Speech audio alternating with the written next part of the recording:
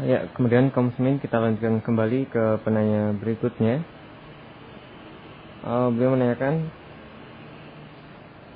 Ahwan mau tanya, sholat dengan imam penyembah kubur yang suka meminta tolong kepada orang yang mati bagaimana hukumnya? Sah, makruh, rusak, ataukah tidak sah?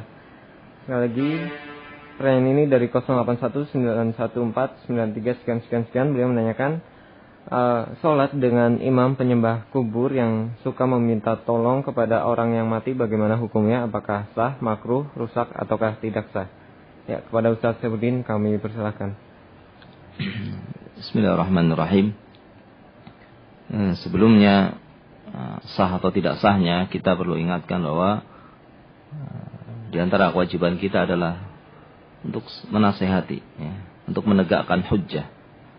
Maka ketika dia melihat ada imam yang melakukan seperti itu dan dia bisa untuk mendatanginya dan dia melihat dia mampu untuk menasehatinya, maka dia menasehatinya.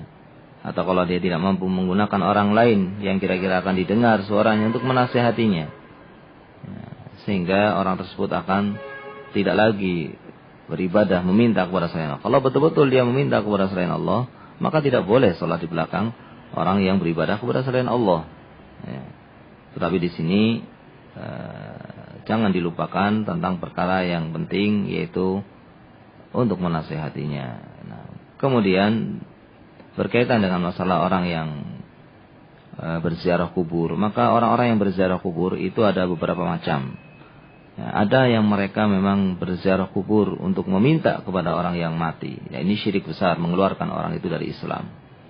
Ada juga orang yang berziarah kubur bukan untuk meminta, tetapi dia menganggap bahwa dengan berziarah di kubur tersebut ini akan mendapatkan pahala yang besar, dengan mendatangi kuburan tersebut misalnya, atau akan menjadi sebab akan datangnya rizki, namun dia tidak meminta kepada orang yang mati, sehingga dia mendatangi kubur-kubur dalam jarak safar, dalam jarak yang jauh dia datangi, maka seperti ini perkara yang bid'ah, tidak mengeluarkan dari Islam. Kemudian ada orang yang berziarah kubur memang sesuai dengan yang dicontohkan oleh Nabi kita Muhammad SAW, yaitu mendatangi kuburan atau berziarah ke kubur yang tidak sampai pada jarak safar, tidak sampai pada jarak safar, tapi kuburan yang berada di sekitarnya. Karena disebutkan dalam hadis Bukhari Muslim, Nabi SAW bersabda, la tushaddur rihal illa fi salasati masajid, atau kama qala sallallahu alaihi wasallam. Tidak boleh seorang itu bepergian dengan sengaja dalam jarak safar untuk beribadah kecuali di 3 tempat saja, yaitu Masjidil Haram di Mekah, Masjid Nabawi di Madinah, dan Masjidil Aqsa di Palestina.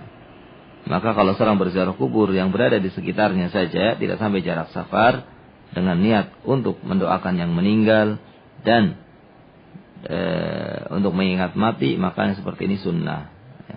Adapun kalau berziarah kubur, baik itu dalam jarak safar atau tidak dalam jarak safar, tapi untuk meminta kepada yang meninggal, maka ini syirik, bisa mengeluarkan orang dari Islam.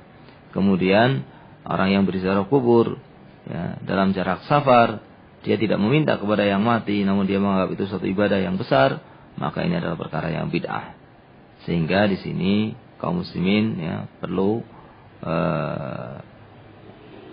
berhati-hati dalam menghukumi orang yang berziarah kubur, karena mereka ada 3 kemungkinan atau ada 2 kemungkinan. Kalau jaraknya jarak safar, ada dua kemungkinan, bisa orang itu berbuat syirik, bisa juga orang itu berbuat bid'ah.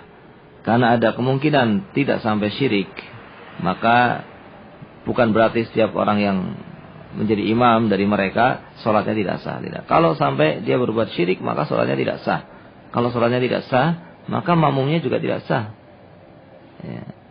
Tapi di sini ada kemungkinan sah, ada kemungkinan tidak, sehingga tidak terburu-buru seorang mengatakan tidak sah sholat di belakang orang yang sering mendatangi kuburan ke sana kemari. Tapi di sana pada diri orang tersebut ada 2 kemungkinan terjatuh pada syirik besar, kemungkinan terjatuh pada perbuatan bid'ah. Sehingga kalau dia terjatuh pada perbuatan bid'ah, maka makmumnya sholatnya sah. Dan dia sholatnya sah dan juga makmumnya juga sholatnya sah. Namun sebaiknya makmum mencari orang yang tidak melakukan bid'ah. Makmum berusaha untuk mencari imam-imam yang baik, yang tidak melakukan bid'ah, yang baik akidahnya, sehingga lebih sempurna sholatnya. Nah, ini mungkin yang bisa kita sampaikan berkaitan dengan pertanyaan tersebut. Wallahu ta'ala a'lam bishawab.